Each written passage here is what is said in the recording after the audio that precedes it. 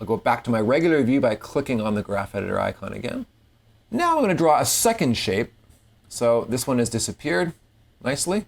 Give it a little pause. I'll press B for beginning, so preview my work area here. I'll rename this layer. Now at a second mark, I can option bracket out to clip that at a second. I'm going to advance my playhead to the 15, second 15, and I'm going to add another shape layer. So we'll give it a little pause here, maybe a 5-frame pause. I'm going to option bracket in to trim that to this point. And then start press B for my work area to start there. So now I've got this area to play with. And I'm going to select the title of the layer, press return so I can rename it rectangle. So I'm going to go up to my rounded rectangle selection tool here for the shapes.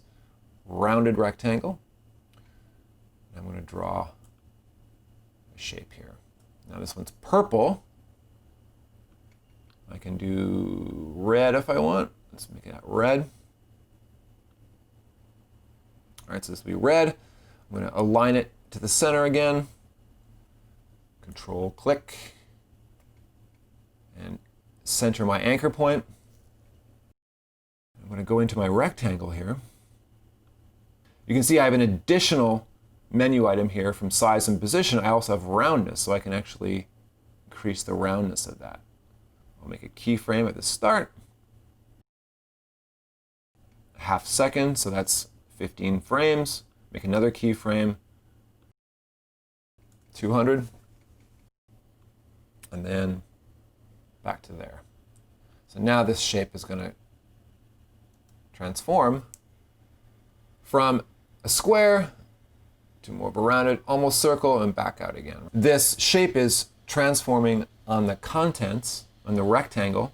Let's also transform it and use a little rotation as well. This is where it's important to have your anchor point centered, right? I'll put a keyframe there. So I'll press U so I can just see those two things, right? And you can see that the contents, like the shape on the layer, this is indented a little bit. And the layer line animations are all a little further out. Their margin is a little more to the left. So I'm going to add a little anticipation here, right? So I'm going to draw this back a little bit, maybe, or start it here as it starts to transform. So maybe do -15 on the rotation.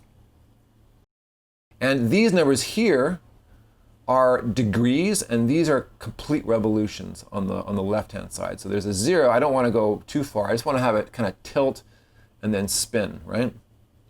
So it's going to start its little action, right? Degree. And then get to the 0 mark. So I'm going to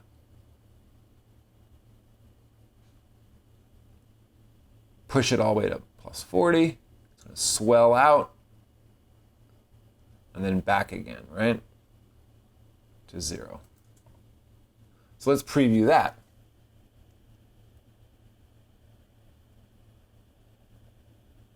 A little more dynamic to have some countervailing motion.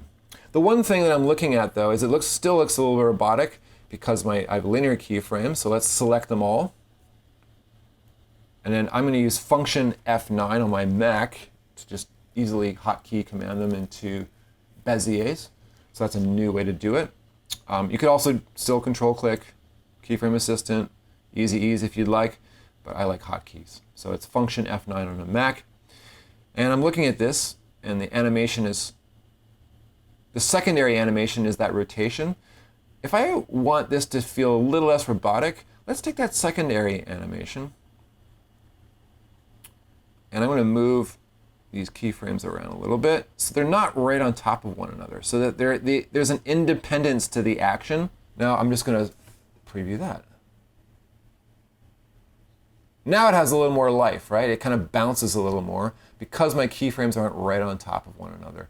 Little tip is to move your keyframes off of one another if you have a secondary animation like slow in, slow out, or this little anticipation. It'll really help make it feel less robotic. Now let's add a third element to this. Add in some squash and stretch.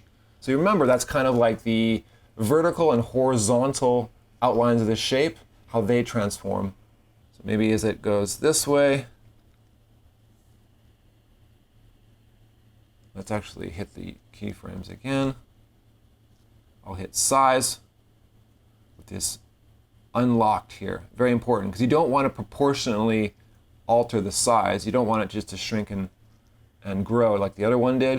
You want to control the X and the Y axes independently. So I'm going to hit U on my keyboard. So now I've got size and roundness that are in the contents stack and then the layer line rotation. But here I'm just going to make sure that this,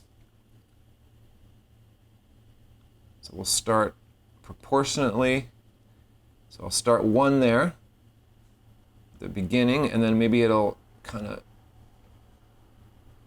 see what this looks like. And that's the, actually, let's have it grow vertically, right? So now I get this kind of thing, and then it's going to spin. So it kind of grew in anticipation, and let's have it shrink to there. Why not? And then let's have it get a little wider.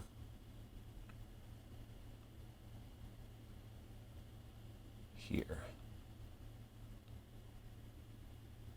So let's preview that. So now I've got another element, another principle of animation applied, squash and stretch. Let's make these easy ease keyframes, function F9. And I could just offset these a little bit, see what happens here. I'll keep the, beautiful. So one thing I might want to do is look at my rotation under the graph editor. So I select it, and I'm just going to pull these handles out even more, because that'll benefit from being a little exaggerated. So just pulling the curves out a little bit, so stretching those out. So now I've got my shape where I'm altering the roundness of it, the roundness of the corners. I've applied a layer line rotation. The Bezier handles have stretched out with the graph editor. And I've got a squash and stretch applied by altering the size independently.